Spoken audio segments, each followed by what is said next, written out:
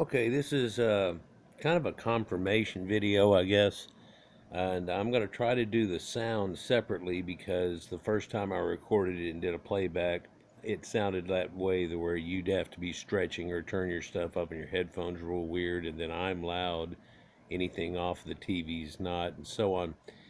Anyhow, this is Robert Sepehr, and it's like I said, it's a somewhat of a confirmation video of things that I've been talking about to y'all for over 3 years now, and kind of makes links and connections, and I like that.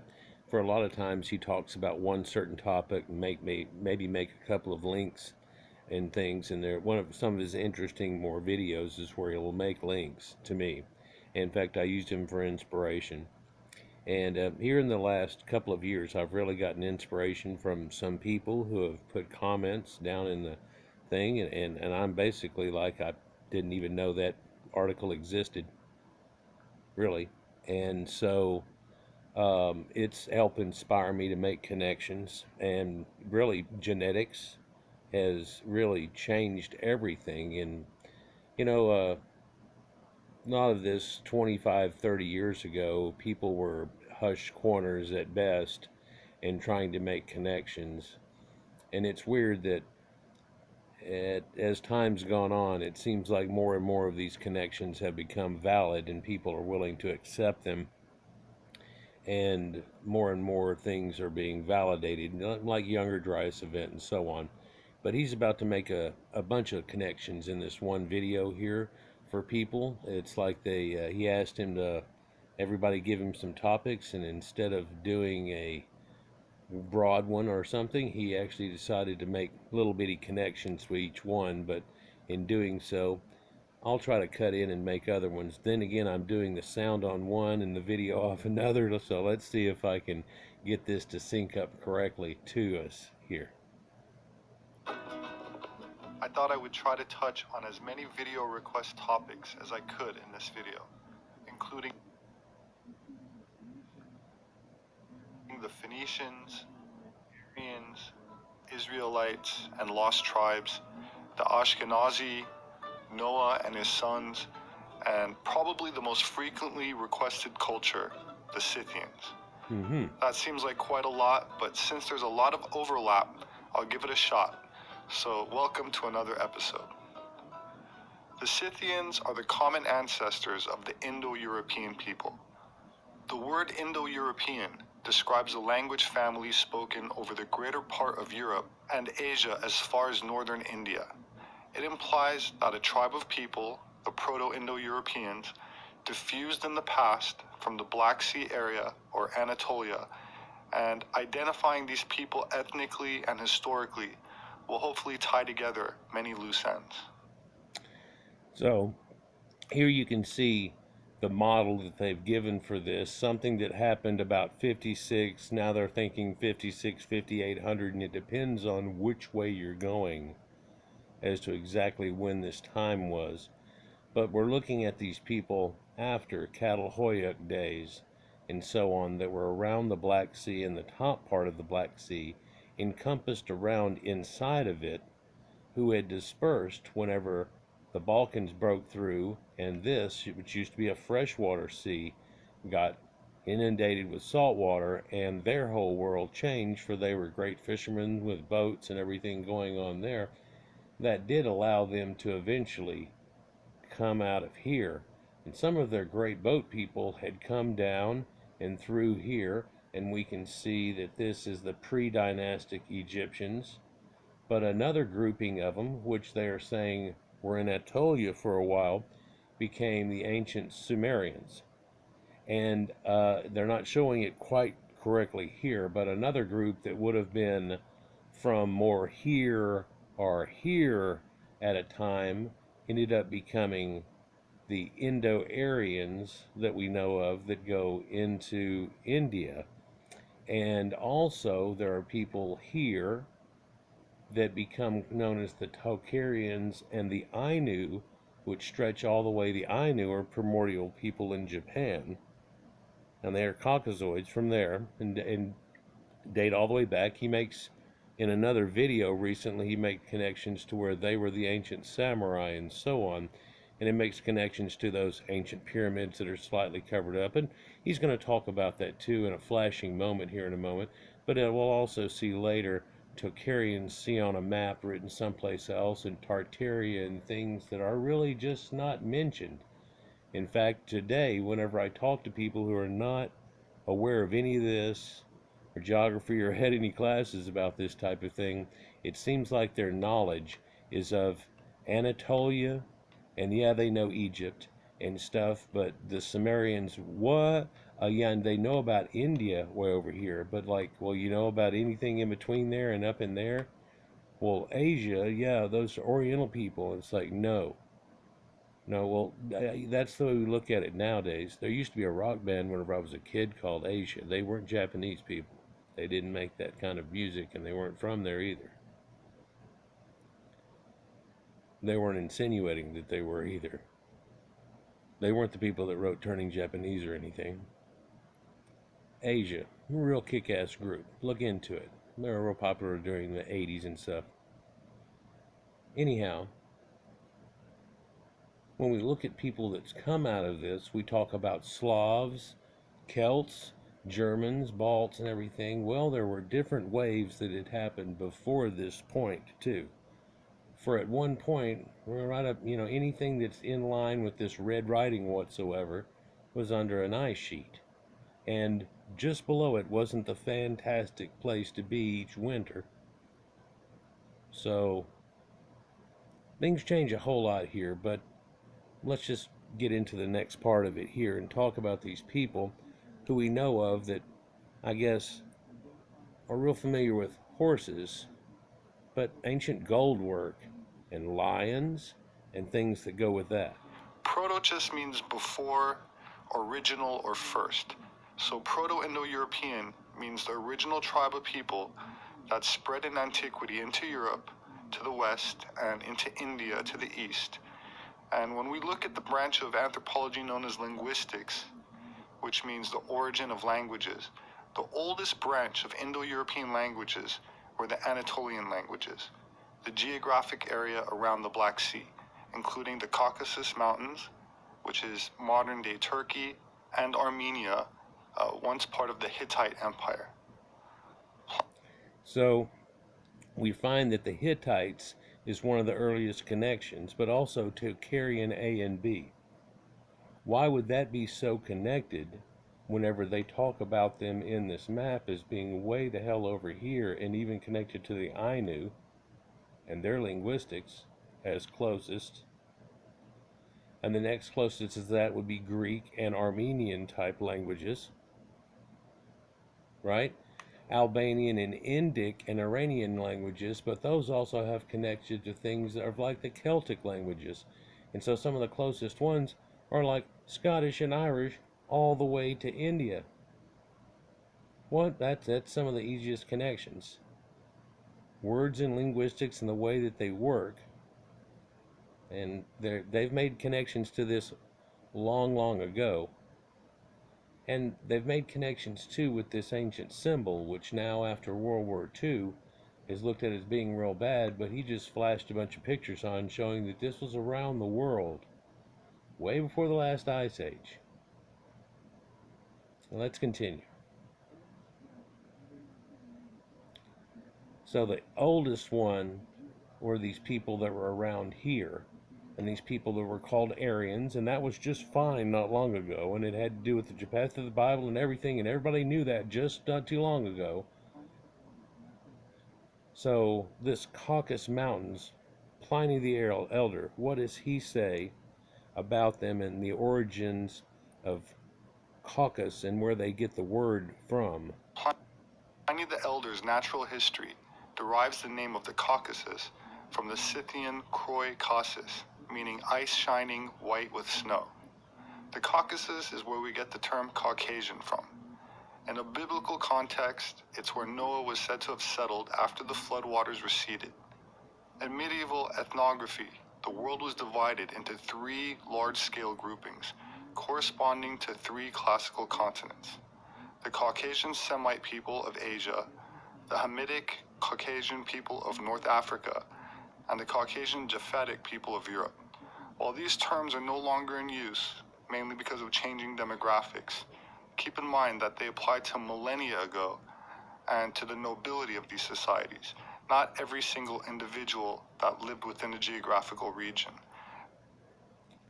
So, when we talk about the people that came from the Bible out of that boat, sometimes in a modern day, they try to act like all of a sudden some ethnicity, which even in the Bible they describe they were perfect in their generations, and that's the reason they were saved because the rest had become corrupt. I've got portions of the reality of that in other videos that we've already gone into lately. But you look at them and they say, oh, one was this colored hair and this colored hair and that colored hair. One's red, one's blonde, one's brown. And it's like, well, they say in the Bible this one had red hair. But does that mean everybody that after, I mean, it doesn't work that way. But it kind of does in an odd way if you figure it out. So it's weird that you can pick the Bible apart and go, well, it doesn't work that way. But hold on, maybe they didn't even mean it that way. Maybe they meant it like this. And that's quite revealing whenever you see it in such a light. So the term's no longer in use pretty much, but the bright-eyed Asians is what it comes out to.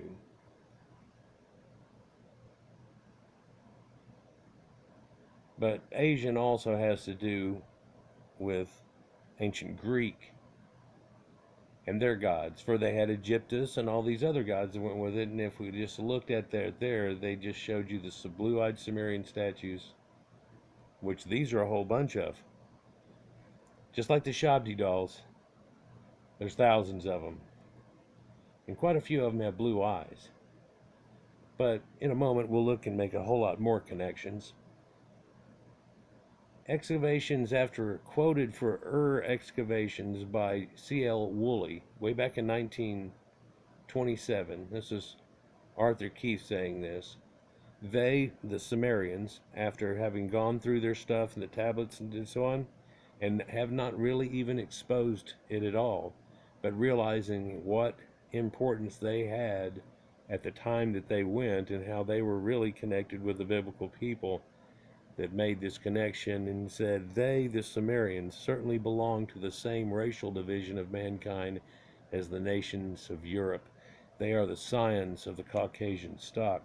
It's why, well, they could prove it pretty much by their artifacts having all these blue eyes in them, especially the nobility, definitely. And a lot of the nobility say they rule over the dark-haired people, and it kind of makes sense whenever you look at it and you look at people that are left there now and what had gone on in ancient times. So there's still remnants, and he'll show you shortly, of people that contain those genetics in all areas that we've spoken of so far and more. It reaches farther.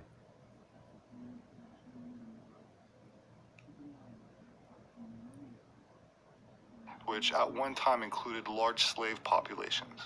For now, let's focus on the expansion of the Scythian culture. The Cimmerians lived on the steppes north of the Black Sea until they were driven from their homeland by the Scythians, who had themselves been driven from their homeland in Central Asia by a nomadic Massageti, who were all... We'll look at them in just a moment. If you could read for yourself, I don't think it all fits on here. But here are descriptions from the Rig Veda. I'll just read them to you quickly here. With whom too is this rain to fall that comes like herds? Indra throws drops of moisture on his yellow beard. When the sweet juice is shed, he seeks the pleasure of place and stirs the worshipper as the wind disturbs the wood. Indra is said, as swift as the wind, drought the Soma drinker, and we've talked about Soma.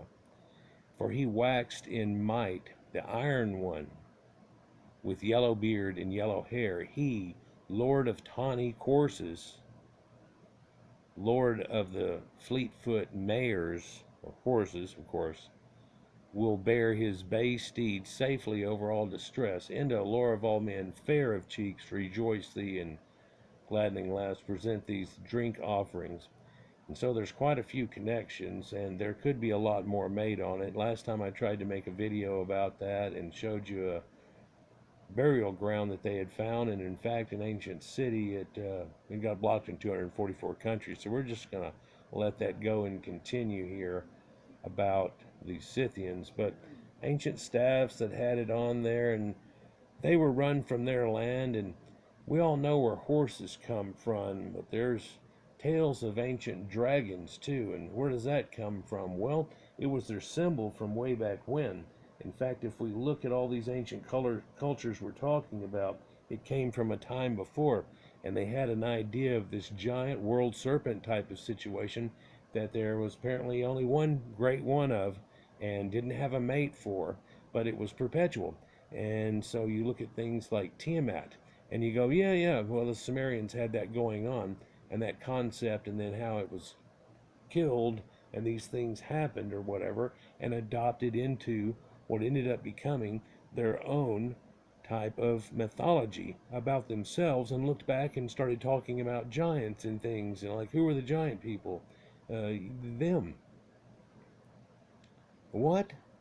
Well, then they're making a mythology where they end up fighting themselves and all these things, and they were great people that did it. Yes, because now they're them. See? See how that works? It's part of civilization culturing into people, especially if you want people to have the same type of thing going on. But it's just like if you step it back a few steps, you can get a Tower of Babel situation. But look at these people's armor. You see that scale on it? Well, there's that Dogon, and they said fish and all these things go on with them, and these ancient people that did all this stuff, and blah, blah, blah. And you can see that through the Sumerians and all these people. But lo and behold, there it is. But all that's dragon scale armor right there, and it's plated over each other to give a multiple plating idea, just like shingles on a roof. And it makes them like a dragon, impenetrable, and all these things. Well, especially the bullshit weapons. So, man, doesn't that help? And you haven't noticed the guy's on a horse yet. But as we look at it a little bit further here, we can see their standard and how that's connected in ancient times with the same situation. And these Massagetae here, Also part of the group known as Indo-Europeans, meaning their languages share the same root words and part of the wider Scythian culture. But these now, they didn't really get along so great, and he's fixing to tell you so. And I probably cut in and shouldn't have yet. But so we see the Tocharians that are right over here now. Now that's strange, for we know that they reached all the way here. In fact, they apparently went all the way through here, and if you find the Ainu and stuff, they'd have that. The Tocharians are known from here, but there is those people that have the pyramids that are all through this area too that they've taken and hidden quite a bit. Pardon me. I think he makes a picture of it. But also coming down in India deeply, and he makes a picture and shows you that. But right now he's going to talk about this one group that was here out of this many groups. We've talked about the Sarmatians, and at this time, here's Alexander's empire and everything, and that's what they're talking about, Turco-Mongolian empires, but we'll talk about that more a little bit in a minute, and all the way up through this Tunguska area, what was going on, and in the far reaches of it here. But Scythians. And the Getae River is over here. But then there's a Massagetae here. Well, Getae means goat. He's going to talk about it in a minute. But that also lets you know about satyrs. Remember those goat kind of people? And satyrs, and the story that gets told about them and taken by all the people and Greeks and everything. And Pan, who's one of the earliest gods, huh? So it shows you that happened before, didn't it? Yeah, well, that happened before. And in fact, names in other places right now are off, but in later we'll show you how far off they can be from way over here to way over there. Just on these couple of examples. Right?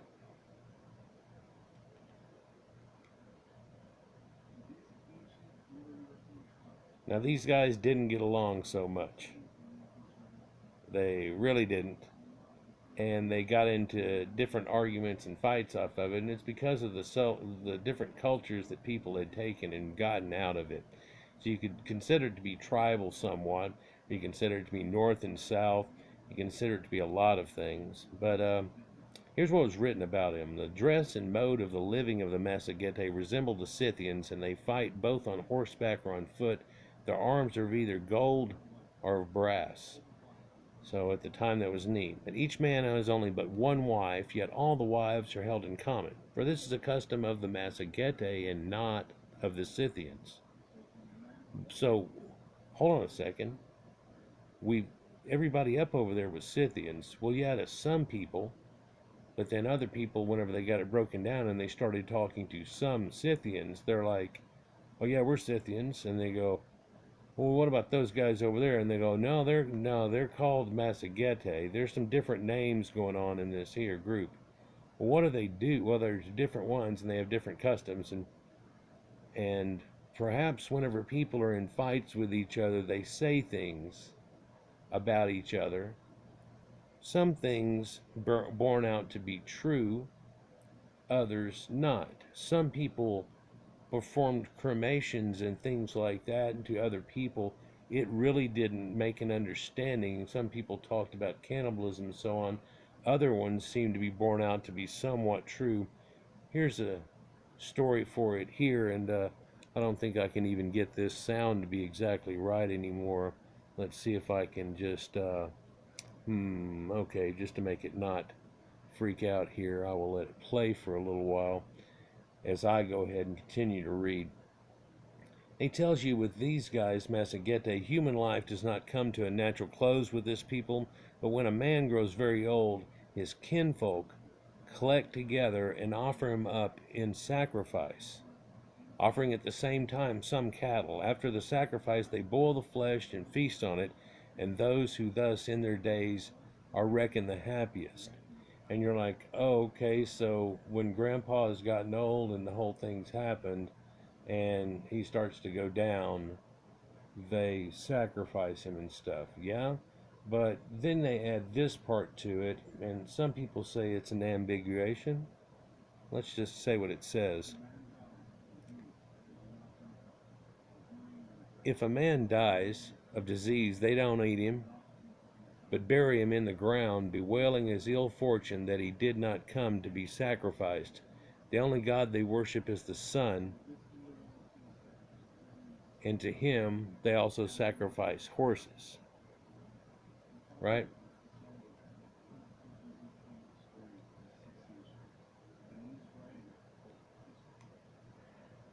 So these people were hooked up with horses. This lady is milking a horse, believe it or not, because you can do so if it's a mare in heat. But these people also had dogs and the whole thing that goes on from everybody. Well, yeah, that makes sense. But what else does he have to say about them here? History of the wars, the buildings, and the secret history states that, quote, the Massagetae, whom they now call Huns. Roman historians also considered the Alans to be the former Massagetae. So I know this might be a little confusing, as these tribes are not spoken about in Hollywood films or even in modern classrooms, but it will make more sense later. The 4th century Roman historian Ammianus Martialis wrote that the Alans were tall, blonde, and, quote, nearly all of the Alani are men of great stature and beauty. Their hair is somewhat yellow, their eyes are terribly fierce. According to the Jewish historian Josephus, the Alans were Scythians. When we look up the Alans, we find that the name Alan is an Iranian dialectical form of Aryan, which... So here it says it with Alans onto that.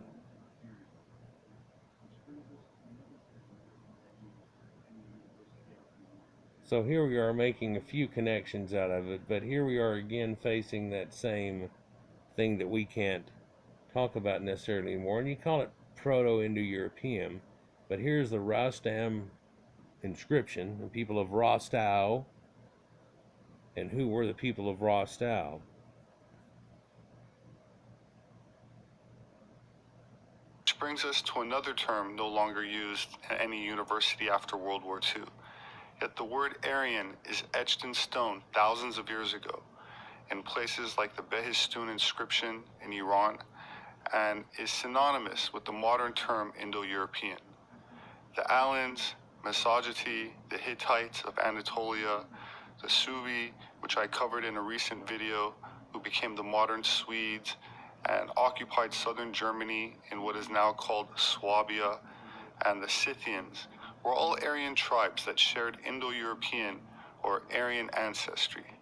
In Histories, Herodotus describes the Budini of Scythia as red-haired and gray-eyed.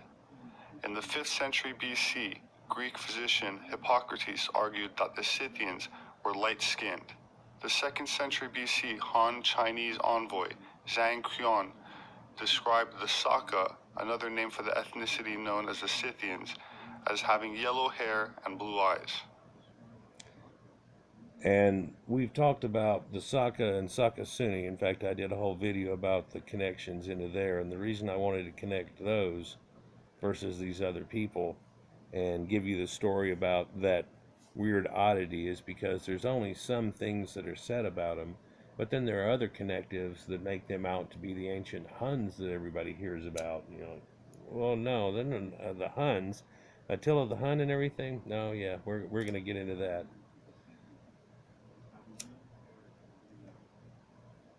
So, Pliny the Elder characterizes the Saka, Scythians, or Tocharians as red-haired, blue-eyed, and unusually tall, which is supported by the 4,000-year-old, 6-foot 6-inch tall Caucasian mummies found in China. The 4th century bishop Gregory of Nyssa wrote that the Scythians were fair-skinned and blonde-haired. So these tall, ginger and blonde and blue-eyed Aryan tribes from Central Asia and Anatolia, which went by many names including the Huns, whose ancient symbology included the swastika symbol and serpents, entered Europe in several waves, represented as a great dragon in many European myths and legends that had an appetite for cattle and young virgins, and in many cases established themselves as royalty and nobility. To help drive this point home, let us take a look at some of the World War I and World War II propaganda from Allied forces about the Germans. so we're gonna look at the Huns and let him talk about that right now. So we're making connections through time of the same people, which were exactly a same group, which are known to have been, everybody kind of knows they were way over there, but then again, no, they're that the people they connect them to are over here. But this wasn't anything that was secretive just recently. Hun, or the Hun, is a term used in reference to the Huns of the migration period. This term was used heavily during World War I and was often seen on Allied war posters. The origin of the term was a reference to Attila the Hun, which in my last video I told you had red hair and blue or green eyes, regardless of the false modern depictions of him. And I have made the same connection and showed you that, but also a few of the people that have come from that area over there that we now try to say, oh, that was these and that was those. It really wasn't. Even though they may have led some people, they weren't that way. And in fact, in art and everything, they show you that no, they was like this.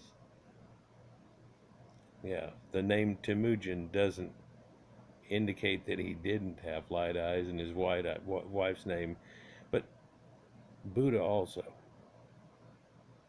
Yeah, Gautama Buddha is known to have been somewhat of a ginger-haired man with blue eyes. In fact, they picture him that way in a lot of depictions, and he showed that in one of the pictures that he shows, and into another. Let's continue. Another statement from World War II. The usage of the term Hun to describe Germans resurfaced during World War II, although less frequently than in the previous war.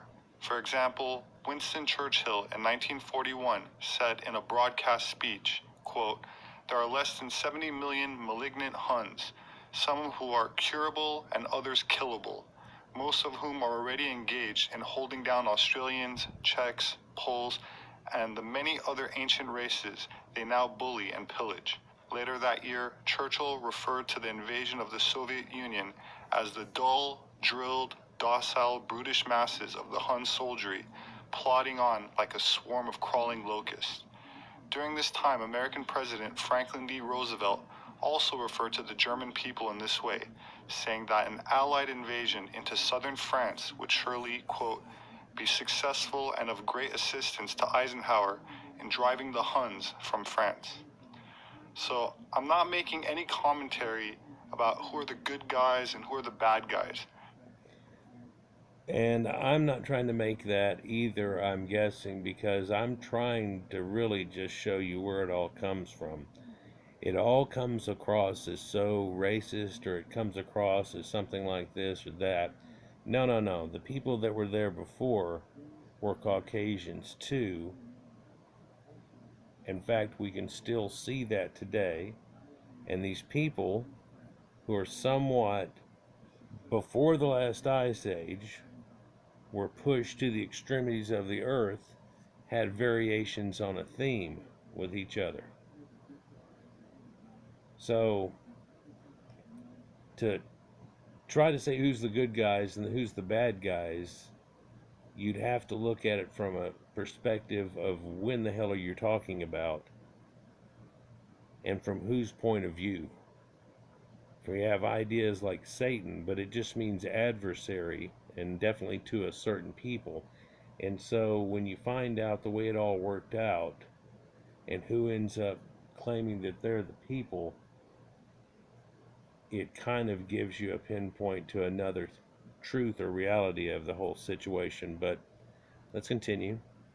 Since people tend to have their minds already made up, my point is simply that blue-eyed people from the Middle East migrated into Europe, many of whom have ancestors today that have no clue about their own Central Asian or Middle Eastern origins, thinking that they're fair-haired and light-eyed Europeans sprouted out of the ground, the same way that people in modern India think that their upper caste nobility, known as Aryans, were always there and never rode in on their horses, introducing Sanskrit, the swastika, and the ethnic caste system thousands of years ago, which they certainly did.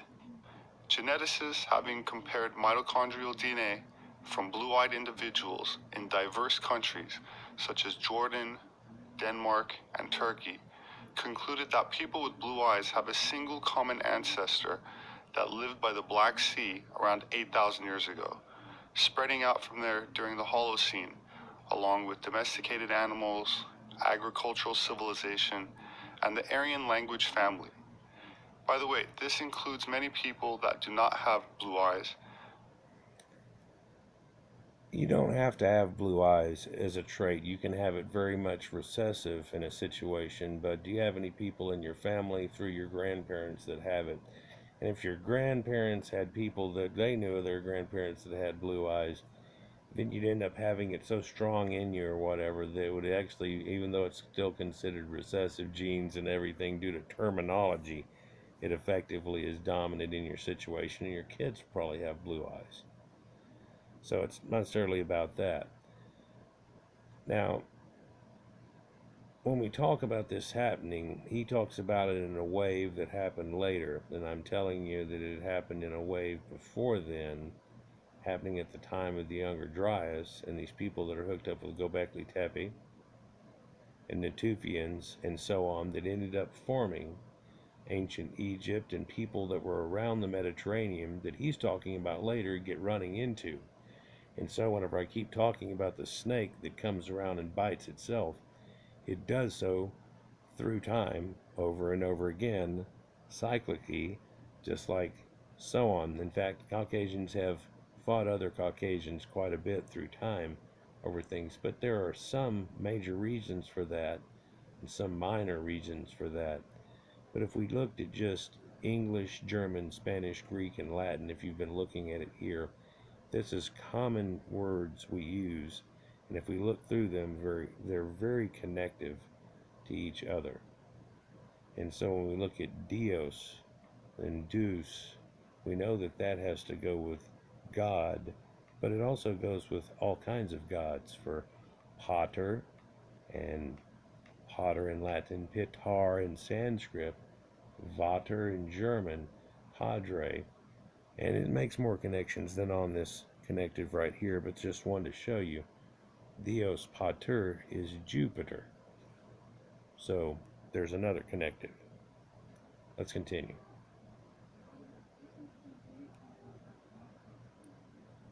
but carry the gene for blue eyes recessively. Liberty Mutual, take 96. Seriously?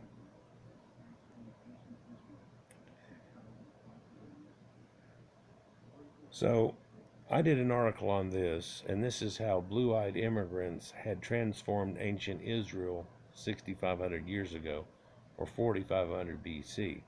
So your biblical idea of this thing that they carry in that looks somewhat like a cradle that has slots in the side of it that conspicuously looks like a carried jug that's elongated but has a lid and everything onto it that later gets transformed into a more deified state as your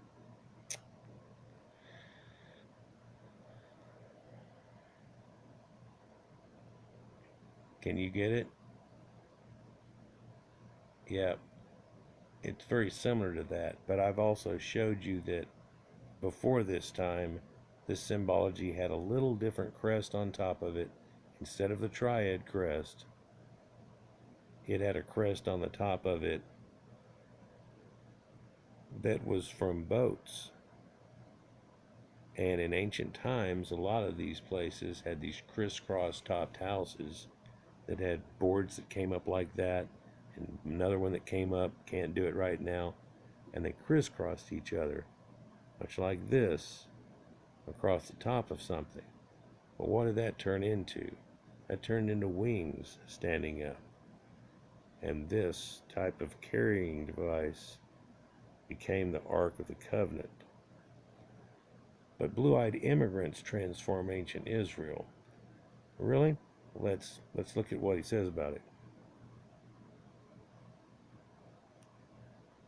To say that, quote, thousands of years ago in what is now northern Israel, waves of migrating people from the north and east, present-day Iran and Turkey, arrived in the region, and this influx of newcomers had a profound effect, transforming the emerging culture. What's more, these immigrants not only brought new cultural practices, they also introduced new genes, such as the ones that produce blue eyes, that were previously unknown in that geographic area. Some might find it strange that Jewish archaeologists were actually left scrambling for answers when DNA analysis bones were found grave as much as 6,000 years ago show that some of the earliest inhabitants of Israel were Aryan looking with fair skin and blue eyes, but 6,000 years ago is 4,000 BC, and boy, this pegs the biblical timeline of Adam type situation coming into an area in between the Tigris and Euphrates and the concept that goes on it quite well, doesn't it?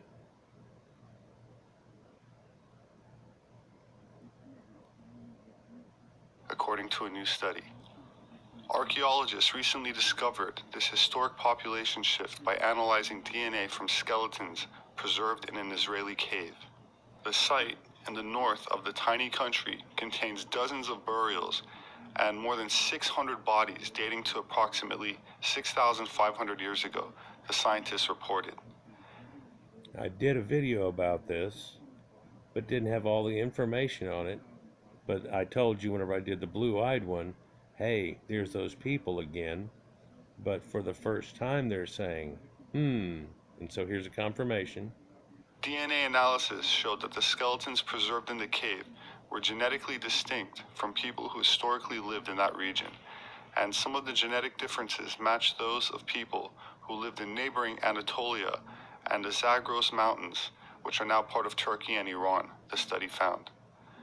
So what we have is a match between biblical stories about a tribe from the Caucasus Mountains, specifically Mount Ararat, where Noah settled, that saved domesticated animals used in agriculture, and spreading out and disseminating agricultural civilization, horses, cattle, and Aryan languages into Europe and Asia, leaving behind blue-eyed statues that also matches genetic sequencing in terms of blue eyes, as well as a matching fossil record in terms of mummies in modern Israel dating back 6,500 years, 4,000-year-old blonde mummies in China with the same DNA, also matching mummies of Egyptian pharaohs of the same phenotype.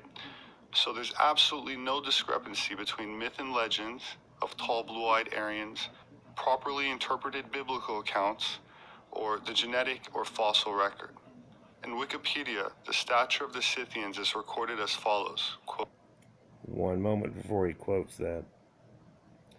So we've just made a lot of connections there, but as I told you, it come down in different ways because there's a time whenever it came down and become the Predarians and the Nakata people, and there's a time whenever they become the Proto-Sumerians of that.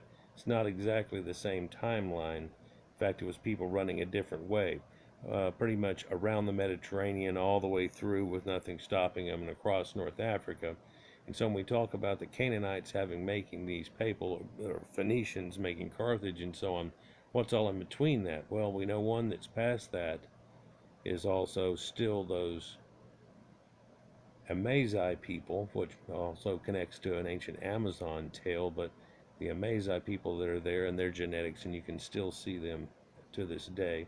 Well, they were called a barbaric type of name and Berbers before, but their name is Amazigh, and that actually means type of nobility. Just like Aryan does to other people, it means the nobility. But to the people that we're talking about, it's just their name. quote, anthropological data shows the Scythians were tall and powerfully built, even by modern standards. This was particularly the case for the warrior and noblemen, who were often more than 6 feet tall. Sometimes they exceeded 6 foot 3 inches in height, and males exceeding 6 foot 6 inches have been uncovered. So now whenever I tell you that the idea of giants, he's going to tell you here in a second too, of course, that these other people were much smaller, as much as more than a foot smaller than them. And you talk about giants and everything else, and then how that myth gets turned around on themselves basically, and then they're pointing back at themselves, but they're not there anymore, they're right here. Ordinary people whom they dominated were much smaller stature, averaging 4 to 6 inches below them in height. Skeletons of Scythian nobles differ from those of today by their longer arm and leg bones and stronger bone formation. These physical characteristics affirm an Iranian origin. The Scythians also adorned themselves with tattoos. The most famous Scythian mummy is known as the Ice Princess, discovered in an undisturbed tomb from the 5th century BC, a common type of tattoo being griffins, a legendary creature with the body, tail, and back legs of a lion, and the head and wings of an eagle. And we've talked about this quite a few times in the symbology that comes down through. But if you'd look at this and their symbology and who they had at their cardinal points from a time way back when, it makes connections. And then in Sumerians, they had the same thing with men and the body of a cow.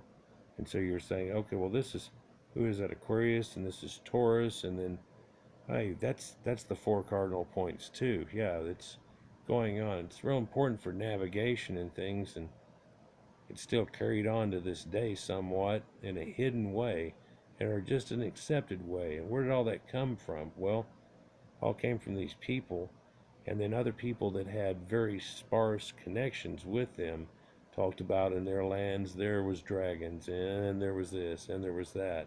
And of course the Phoenicians had definite connections to them, and so they passed on these same ideas and made people wary of going to different places.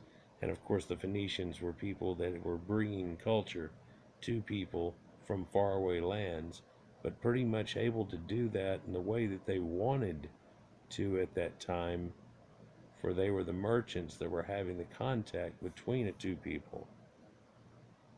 Yeah, and could make sure you were making what you were making good and what you could bring to the party you may not even be aware of. Let's continue. In regards to what Scythians say about their origins, Herodotus says that, quote, the Scythians' legend about themselves, which portrays the... Guys, we're going to go to part 2. It's going to be in your top left hand corner.